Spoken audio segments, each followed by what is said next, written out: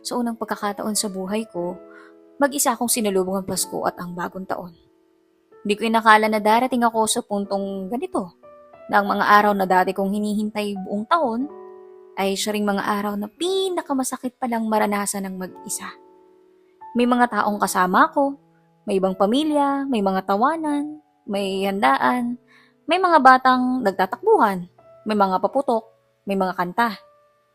Pero kahit napapalibutan ako ng ingay, ramdam na ramdam ko pa rin yung katahimikan sa loob ko. Dahil kahit gaano pa kabuti ang ibang tao, iba pa rin talaga kapag sariling pamilya mo yung kasama mo. Iba pa rin ang Pasko kapag kasama mo yung nanay mo. Kapag naririnig mo yung boses niya sa kusina, kapag ramdam mo yung presensya niya, kahit hindi siya nagsasalita. Ngayon, wala. Hindi dahil wala na siya sa buhay ko kundi dahil may pinagdadaanan siyang sakit. Hindi ko pa kayang banggitin ng kung ano, hindi ko pa kayang bigkasin, pero sapat na sigurong sabihin na matindi tong sakit para sa kanya, para sa amin, at para sa buong pamilya namin. At dahil doon, itong unang Pasko at bagong taon na kailangan kong harapin ng mag-isa.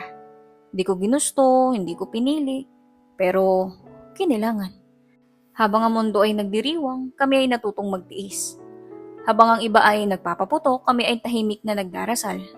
Habang ang iba ay nagbibilang ng biyaya, kami ay nagbibilang ng lakas. Yung taong 2025, napakabigat mong taon.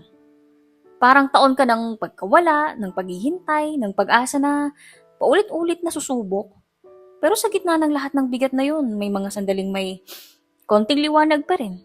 Gaya ng mga pailaw sa Sablayan at sa Rizal, dito sa amin, sa Occidental Mindoro. Habang naglalakad ako sa gabi, nakita ko yung mga ilaw na nakasabit sa kalsada, sa puno, sa mga bahay. Maliliit na ilaw pero sapat para paliwanagin yung dilim. Parang sinasabi nila sa akin na di kailangan ng sobrang liwanag para labanan ng dilim. Kahit maliit na ilaw, may kakayahang magbigay ng pag-asa. Ang ganda ng mga ilaw sa Sablayan. Tahimik, payapa, hindi magarbo pero parang yakap na hindi nagsasalita. Ang ganda rin ng mga ilaw sa Rizal. Parang sinasabi, may buhay pa rito, may pag-asa pa rito. At habang tinititigan ko yung mga ilaw na yun, naisip ko, siguro ang Pasko ngayon parang para sa bata na lang talaga. Para sa mga batang naniniwala pa sa saya, para sa mga batang hindi pa alam ang bigat ng mundo, para sa mga batang hindi pa marunong magtago ng luha. Para sa mga batang ang Pasko ay regalo at hindi pagdarasal, para sa mga batang ang Pasko ay paputok at hindi katahimikan, para sa mga batang ang Pasko ay laruan at hindi pag-asa. Kami, hindi na kami bata. Kami ay natutong umiti kahit masakit. Natuto kaming magpanggap na okay kahit hindi. Natuto rin kaming maghintay kahit napapagod. At sa unang pagkakataon, natuto rin akong salubungin ang bagong taon ng walang yakap ng pamilya. Habang ang countdown ay nagsisimula ng 10, 9, 8, ang isip ko ay nasa nanay ko. Kung okay ba siya, kung masakit ba yung pakaramdam niya, kung natatakot ba siya tulad ko. 3, 2, 1, Happy New Year! Pero tahimik.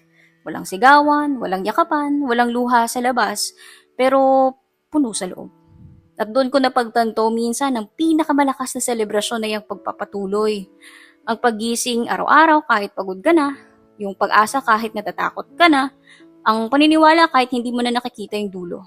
Kaya 2026, hindi ko hinihiling na maging perpekto ka, hinihiling ko lang na maging mas magaan ka, mas mahabagin, mas mapagbigay. Sana sa 2026, ipanalo mo naman kami. Ipanalo mo yung nanay ko laban sa sakit, ipanalo mo yung pamilya namin laban sa pagod, ipanalo mo yung puso namin laban sa takot. Hindi ko kailangan ng maraming paputok, hindi ko kailangan ng engranding handaan. Kailangan ko lang ng isang bagay na sana sa susunod na Pasko, bagong taon, hindi na ako mag-isa. Na sana, sa susunod na bilang ng taon, kasama ko na ulit yung pamilya ko.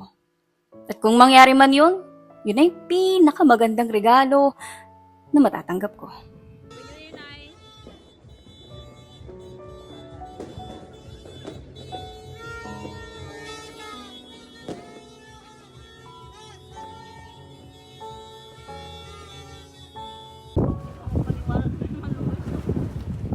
I cried a tear, he wiped it dry.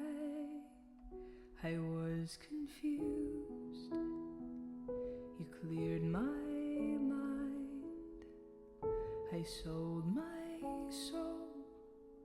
You bought it back for me and held me up and gave me dignity.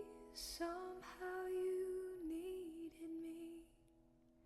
You gave me strength to stand alone again, to face the world out on my own again. Sometimes God just wants you to be still.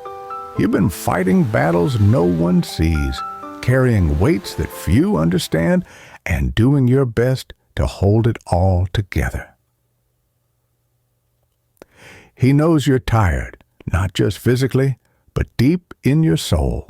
He knows you've been praying, waiting, wondering when the breakthrough will come. But hear this, God has not forgotten you. He sees every tear, every quiet prayer, every time you've chosen faith over fear. Even when you can't see what He's doing, He's still working behind the scenes, aligning things in your favor, preparing doors you don't even know exist yet. So take a deep breath and rest in His presence. You don't have to have all the answers. You don't have to fix everything on your own. Just be still and know that the same God who parted the sea, who calmed the storm, who raised the dead, is the same God who holds your life in His hands. He's making a way even now. Trust Him. The Lord will fight for you. You need only to be still. Exodus 14:14 NIV.